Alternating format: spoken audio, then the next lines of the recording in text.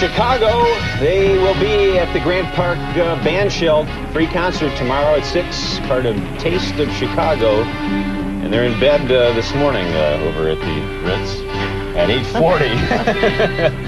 And it's a music day on the show. No, Donny's not in the bed. Now maybe we should have done that. Donny Osmond in bed with Chicago. Yeah. Well, that'd cost some press. Welcome. Nice to see you again. Nice to see you. I swear, like I just said a few minutes ago, other films, other productions that were going on at the Sony studios stopped to see them come over to our stage and watch these guys perform. They said something to me that it's phenomenal. They've been having hits for 4 decades, you guys. Yeah. It's amazing. It shaped all of us, I think, their music in one way or the other. Yeah. As yours. Well, thank you. But I didn't sing 25 or 6 to 4. That's right. Do you know what it means? Well, I didn't even understand it. Bobby, you gotta explain a little better than that. Really, we need to know. We're not going to let him off the hook, huh? 25 on 6 to 4. I love that song, man. I don't know if many people know this, but Donny sang with us on, was it Chicago 17? Yes, it was. We Can Stop the Hurtin'. We can stop the hurting for a while. You made that tune come to life. Oh, thank you, Bobby. And we actually sampled your vocal stack when we performed the song live. We had you along with us for a couple of years there. Watch it, Bobby. Marianne. Come do it again, but I was never asked to go on tour with you, man. I'm hurt. I'm really hurt, you know. Come on, starting tomorrow. We're out till September 18th. We got room in the bed, Donny. Okay, I might show up. Right here. I might show up. If you do that song, I might show up. Now, but you're still dodging the question. Before Marianne asks what a vocal stack is, let's get to the book here. Okay. Donny Osmond, right there. Life is just what you make it. My story so far. It's a story about me in Chicago. Yeah. Yep. Aren't you a little bit too young to be writing your life story? That's what I thought. When Hyperion, my publisher, approached me, I thought, an autobiography is for somebody who's retired or on their deathbed or something. Hopefully I'm not either one of those. But they said, the 36-year career that you've had is pretty amazing. Right, the ups and downs in show business. But this is a survival story of how I've been able to survive those extremes of show business. And tell what some of the other titles were that you were kicking around for the book that you didn't use. One more line about the teeth and the fat lady gets it or something like that. Or I survived my music and now it's your turn. But it's not a woe is me book. It's like, oh, my teen idol years were so hard and all that kind of stuff. It's pretty much a positive book on how I've been able to survive it. You write that in 1988 you seriously thought about leaving show business. How serious were you about that? Well, I almost did it. I almost started my own security business because nobody would take my music seriously. And it wasn't until Peter Gabriel came in and said, let's make the music really, really good. Forget about image, because Michael Jackson and a lot of other people told me to change my name because I would never be able to get a hit record with the name Donny Osmond. You were going to start a security company? I was. Really? I was this close to leaving the business. But I thought, no, there's no way. I've been doing it since I was 3. Yeah. And when did Michael Jackson say that to you? Do you still stay in touch with him? Yes. Yes, we do. When did he tell you? When did he give you this advice? Early 80s. It was early 80s? It's just when Thriller was coming out. Oh, really? Yeah. And you seriously, you do stay in touch with him? Yeah, every once in a while I talk to him. Oh, yeah? There's a great picture of there it is. There you guys in that was the book. AMA Awards, the very first American Music Awards. And we went out and had pizza afterwards. I'll never forget the first time I met him. We were like, and I talk about this in the book, we were like 13 years old. I was doing a concert at the CNE. It's the Canadian National Exhibition up in Toronto.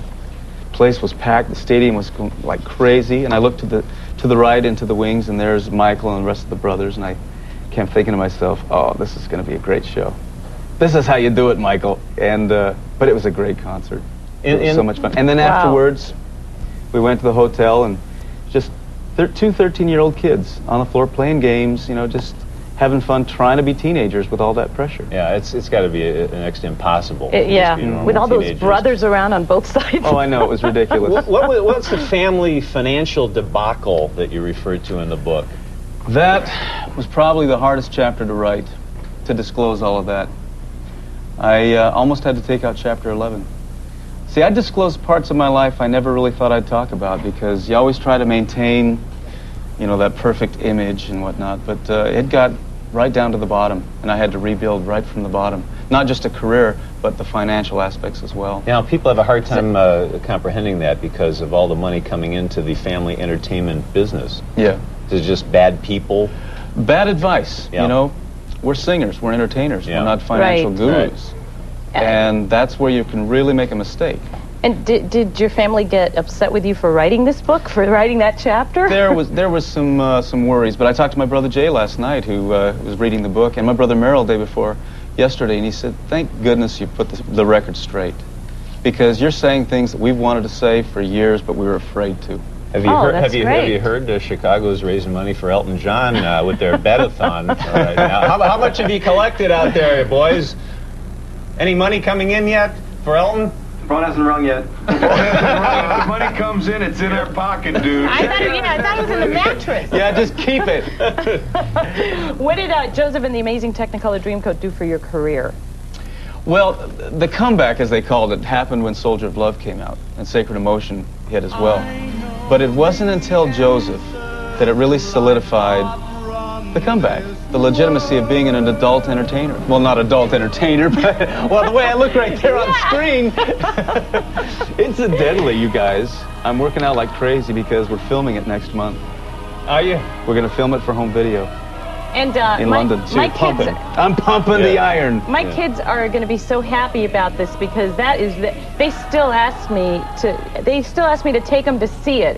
Is it anywhere in the country? They say. There's some tours with going on you. right now, but no, I'm done. After 6 years, almost 6 years, and close to 2,000 performances, I'm ready to move on to the Marianne next saw thing. it 2010. It's all 2000. Oh, you were the one Here's stalking a phone me. call. Let's go to the feedback line and get one in for Donny Osmond. Hi, Dorothy from Naperville. What's your question? Hi, I was wondering, what was the hardest part about writing the book for you, Donny? Revisiting a lot of those memories, putting all the pieces back together, because, you know, 41 years, it's very difficult to remember what you've done over a 41 years period of time. And everybody was shocked about this business of social phobia, that you, after growing up in the business, all of a sudden you can't go on stage. There were moments, and it's just a couple blocks from here, at the Chicago Theater, where I couldn't go on stage.